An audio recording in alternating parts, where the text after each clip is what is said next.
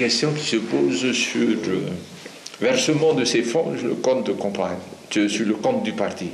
Mais à qui devons-nous verser ces 3 700 000?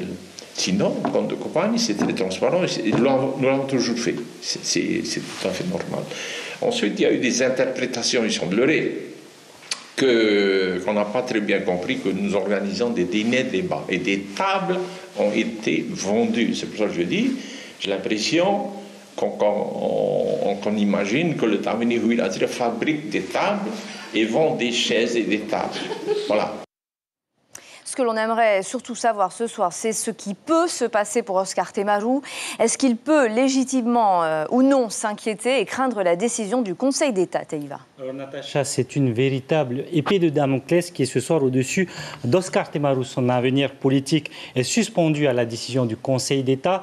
Deux possibilités. Le Conseil d'État estime que la tête de liste a été de bonne foi, qu'il y a eu des erreurs mais pas de malversation, pas d'inéligibilité donc pour Oscar Temaru. Les choses restent en l'état, tout va pour le mieux chez les indépendantistes. En revanche, le Conseil d'État peut très bien déclarer Oscar Temaru inéligible. Ce serait alors un véritable séisme politique.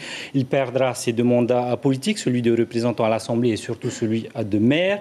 Et cela pourrait signifier tout simplement la fin de la carrière politique du leader indépendantiste. En effet, il peut être déclaré inéligible pour une durée qui va jusqu'à 2 ans. Or, dans 2 ans, il y a les municipales. Oscar Temaru pourrait ne pas pouvoir se présenter. Il serait alors hors jeu politique pour un certain temps, sans garantie de pouvoir revenir dans la course. Alors ce soir, Natacha, il faut rester prudent. Pour le moment, il n'y a aucune décision de prise. Toutefois, on ne peut s'empêcher de faire le lien avec Gaston Flosse, qui lui aussi a été déclaré inéligible lors des dernières territoriales. Il n'a pas pu se présenter. Il se pourrait donc qu'une décision de justice soit à l'origine du crépuscule politique de nos 2 métaux.